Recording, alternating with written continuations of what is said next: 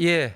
원픽 하기 전에 어제 BTS의 이제 B와 RM이 이제 제대를 했습니다. 조만간에 정국과 또 슈가까지 제대를 하게 되면 이제 완전체가 이제 되는데요. 근데 참 우리 대한민국의 이 한류가 대단한 게 B와 그리고 RM이 제대를 할 때 그 군 부대 앞에 참 해외에서 많은 국가에서 온 팬들, 아미라고 하죠. 아미들이 몰려서 그 두 사람의 제대를 축하하는 것을 보면서 야, 정말 그 BTS가 대단하구나, 애국자구나 하는 사실을 다시 한번 알 수가 있었습니다. 그저께 저희들이 또 말씀드렸습니다만, 제가 말씀드렸습니다만은 우리 대한민국의 또 뮤지컬 Maybe Happy Ending, 어쩌면 해피엔딩이 뮤지컬계 아카데미라고 불리는 토니상을, 작품상을 비롯해서 6개 부분을 석권하기도 했죠. 그래서 기생충을 통해서 아카데미상, 그리고 오징어 게임을 통해서 에미상, 그리고 공연계 아카데미라고 쓰는 토니상까지 우리 대한민국의 한류가 이제 명실상부하게 모든 상을 휩쓸고 있고, 특히 그동안 조금 한류 분야에 있어서 가요 분야가 조금 이제 조용했습니다만은 BTS가 이제 완전체가 됨으로써 다시 한번 도약할 그런 날이 곧 도래할 것 같습니다. 오늘 제가 뽑은 원픽은 검찰청 법을 폐지를 한다는 이야기입니다. 우리 PD님 좀 띄워주시죠. 지금 민주당 의원들이 검찰청을 폐지하고 대신해서 공소청, 즉 공소를 전담하는 공소청과 중수청이라고 해서 중대수사본부수사청을 신설을 한다고 합니다. 그래서 사실상 검찰청을 이제 완전히 이제 해체를 한다는 건데요. 그런데 이제 물론 이제 명분은 이렇습니다. 검찰이 수사 기소를 독점적으로 하고 있어서 어떤 검찰이 어떤 무소불위의 어떤 그런 어떤 권한을 갖고 있다. 그래서 어떻게 보면 좀 인권이 탄압되는 그런 어떤 우려가 있다. 뭐 이런 어떤 이야기를 합니다. 근데 과연 그럴까요? 저는 그렇지 않다고 생각을 하는 게, 우리 대한민국의 이런 어떤 검찰과 같은 이런 어떤 조직이 전 세계도 많이 있고요. 기소와 그리고 수사를 병행한다고 해서 인권이 침해된다? 저는 반드시 그렇지 않다고 봅니다. 오히려 이 검찰청을 폐지하는 것은 지금까지 민주당과 특히 이재명 대통령, 이재명에 대한 어떤 검찰 검사들의 어떤 수사에 대한 보복성 성격이 대단히 짙다고 생각합니다. 자, 우리가 좌파들의 사법개혁, 저는 뭐 사법개혁이란 말도 굉장히 싫어하는데 사법제도를 바꾸는 것을 이제 우리가 좀 역사를 보면요, 1단계를 어떻게 했습니까? 검경수사권 조정을 했습니다. 검경수사권 조정을 했고 2단계로 검수완박을 했습니다. 이제 검찰청을 폐지하고 공소청과 이런 어떤 그 중수청을 한다면은 3단계에 해당되는데, 과연 이런 사법 제도를 좌파 정권에 의해서 바꾸고 난 다음에 우리 국민들이 좋아졌습니까? 사법이 안정이 됐습니까? 절대 그렇지가 않습니다. 제가 구체적인 어떤 자료를 갖고 제가 말씀을 드린 건데요. 일단 검경 수사권 조정의 핵심은 검사들의 어떤 수사 지휘를 경찰이 받지 않고 1차 종결권을 경찰에 두는 것인데요. 이 검경 수사 조정된 이후에 오히려 수사의 속도가 굉장히 늦어졌습니다. 한 평균적으로 한 20몇 프로, 30% 정도 늦어졌는데요. 왜냐하면 수사 종결을 잘 경찰들이 하기가 굉장히 좀 부담을 느낍니다. 왜냐하면 이런 것들이 나중에 감사라든지 이런 게 되면은 본인들의 신분에 위협을 받기 때문에 수사 종결을 잘 안 하려고 합니다. 그렇기 때문에 오히려 그 피해는 고스란히 국민들에게 올 수밖에 없었다, 이런 어떤 점을 말씀드리고요. 그다음에 검수완박 역시 마찬가지죠. 검수완박을 통해서 검사들의 힘을 빼려고 했지만 오히려 업무가 이중적으로 사실은 좀 애매하게 됐습니다. 이번에 윤석열 전 대통령의 어떤 공수처에 있던 수사 사항도 우리가 봤지 않습니까? 이게 수사 권한이 공수처에 있는지 경찰에 있는지 또 검찰에 있는지 그 때문에 굉장히 좀 혼란스러웠지 않습니까? 이런 것들이 다 검수완박의 후유증이라고 볼 수가 있죠. 그렇게 1, 2차에 걸친 사법제도가 분명히 잘못됐는데도 불구하고 또 이렇게 3단계로 밀어붙이면서 검찰청을 폐지하고 공소청과 중수청을 한다? 참으로 참 우려스럽고, 또 한 가지 더 우려스러운 건 이런 겁니다.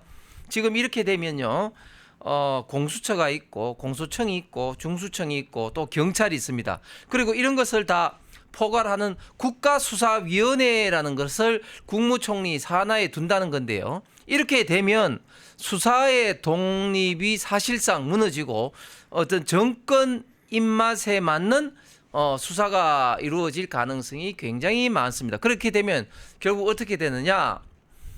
유권 무죄, 무권 유죄가 될 가능성이 굉장히 많습니다. 즉 권력이 있는 사람은 무죄가 되고 권력이 없는 사람들은 유죄가 된다는 것이죠. 그렇다면 수사의 중립성이라는 우리 헌법의 대원칙이 무너질 소지가 굉장히 많다. 그래서 이 민주당 이 제도가 정말 완성이 된다면 저는 우리 사법에 굉장히 큰 구멍이 생기면서 이 피해는 고스란히 국민들에게 갈 수밖에 없을 것 같습니다. 네, 맞습니다. 방금 이제 말씀하신 것 중에 국가수사위원회 말씀하셨는데요. 국가수사위원회 위원이 몇 명인지 아세요? 11명입니다. 11명. 11명인데 이걸 누가 하느냐? 전부 다 사실상 집권 여당과 대통령, 국무총리가 하는 구조입니다. 그리고 국무총리가 어떻습니까? 단순히 행정부의 어떤 수장, 공무원, 이렇게 정치적 중립을 가진 공무원이라고 볼 수가 있습니까? 그렇지 않죠. 국무총리는 사실상 정치행위라는, 국회의원 못지않게 정치행위라는 정치 주체라는 면에서 국무총리 산하에 있는 국가수사위원회, 이 11명이 전부 다 사실상 국무총리의 지휘를 받을 수밖에 없다. 그렇다 그러면 국가수사위원회 관리 감독을 받는 중수청과 국수본, 국가수사본부, 그리고 공수처가 사실상 집권 여당의 입맛에 따라 가지고 누구는 수사하고 누구는 수사하지 않고 이렇게 가르마를 타게 된다, 이 말씀을 드리고요. 그렇게 되면 집권 여당에 대해서 수사를 제대로 하겠습니까? 집권 여당, 민주당 관련된 의혹이라든가 대통령 관련된 의혹이라든가 이런 것들은 전부 다 국가수사위원회에서 심사 관리를 할 수 있는 거예요. 그래서 중수청, 국가수사본부, 공수처 이렇게 구분해놔도 전부 다 국가수사위원회의 관리 감독을 받기 때문에 공정한 독립적인 수사기관으로서의 역할을 못해야 될 것이 뻔하다, 그렇게 생각합니다. 예, 이게 누가 정권을 잡더라도 정권 잡은 사람들에 대한 어떤 그 비호 수사, 봐주기 수사가 있어서는 안 되지 않습니까? 단지 이제 이재명 정권에 대한 어떤 비판이 아니라 이것은 국가의 어떤 백년대계인데, 이런 어떤 식으로 국가 기관이 있으면 제가 아까 말씀드린 것처럼 첫 번째 수사 권한에 있던 문제 때문에 굉장히 이제 혼란스러울 수밖에 없고요. 그다음에 정권 봐주기용 수사가 될 가능성이 굉장히 많습니다. 지금도 저희가 공수처라든지 이런 어떤 존재로 인해서 굉장히 좀 어지러운데, 여기서 검찰청을 또 공소청과 중수청으로 나누게 되면 이런 어떤 문제가 더 있을 수밖에 없다. 그래서 결국은 이재명 정권에서 이재명 대통령을 수사한 검사들의 어떤 보복으로 이렇게 기관을 쪼개기식으로 해버린다면 그 피해는 고스란히 국민들에게, 그리고 앞으로 우리 대한민국의 사법제도에 이제 굉장히 혼란이 있을 수밖에 없을 것 같고요. 그 다음에 지금 이런 식으로 이게 된다면 정말 이 좋아할 사람은 누구냐? 결국 좋아할 사람들은 죄를 짓는 범인들만 좋아합니다. 강도나 도둑이나 나쁜 놈들에게 어떻게 보면 천국이 됩니다. 왜요?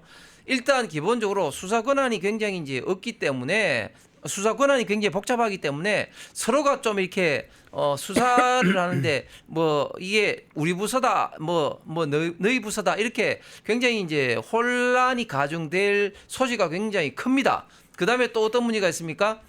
이 공소청 같은 경우는 이제 공소 유지만 하기 때문에 사실상 수사에서 이제 한 단계 옆에 빠져 있는 거 아니겠습니까? 그래 되면 실제 재판에 있어서 유죄로 최종적인 결론을 끌어내기가 굉장히 어렵습니다. 그렇게 되면요, 설사 기소를 하더라도 무죄로 판단될 가능성이 굉장히 많습니다. 그렇게 되면 돈 있고 변호사 빵빵하게 쓰는 사람들을 유죄로 입증하기는 굉장히 어려워진다. 그렇게 되면 도둑이나 강도나 또 돈 있는 이런 어떤 범죄자들에게만 유리해지는 그런 어떤 제도일 가능성이 많습니다. 그래서 이 이재명 정권의 이런 어떤 사법 제도가 개편이 이루어지게 되면 우리 지금 대한민국이 자랑하는 이런 어떤 범죄자들을 체포하고 범죄자들에게 정말 그 정의의 어떤 형벌을 내리는 이런 어떤 기본적인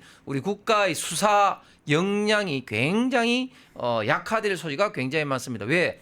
검찰청의 수사관들이요. 그동안 수십 년 동안 계속해서 경험과 자료와 그리고 노하우가 있는데 이런 사람들이 다 이제 흩어지고 검찰에서 수사를 못하게 된다면 정말 이런 어떤 범죄자들이 천국으로 만들어질 가능성이 굉장히 많다. 이런 점들을 실제 검찰에서도 걱정을 많이 하고 심지어 민주당 내부에서도 특히 검찰 출신들은 대놓고 말은 못하지만 이렇게 하고 있다. 저하고 방송을 하시는 민당 의원들, 검찰 출신들도 이런 어떤 걱정을 많이 하고 있습니다. 정말 이재명 대통령과 민주당 일부의 이런 어떤 오기로 우리 대한민국의 이런 어떤 사법 제도를 파괴를 하고 이 피해를 고스란히 국민들에게 끼치는 이런 어떤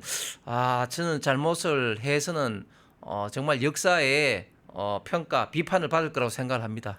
네, 맞습니다. 그리고 이제 위헌 이제 얘기도 나왔었는데요. 오늘 김용태 비대위원장이 이거는 위헌 소지가 있다. 검찰청 해제 사법이라고 해서 이걸 위헌 소지가 있다 했었는데요. 헌법에 보면은 검찰청이라는 단어가 몇 번 나옵니다. 나오는데 지금 보십시오. 검찰을 없앤다고 하지 않습니까? 그럼 어떻게 됩니까? 법률에서는 검찰이라는 단어가 빠지고 공소청이 생길 겁니다. 자, 그러면 어떻게 됩니까? 법률에는 검찰이 없고 헌법에는 검찰이 있는 이런 이제 사각지대가 생기는 거예요. 이게 참 문제가 있죠.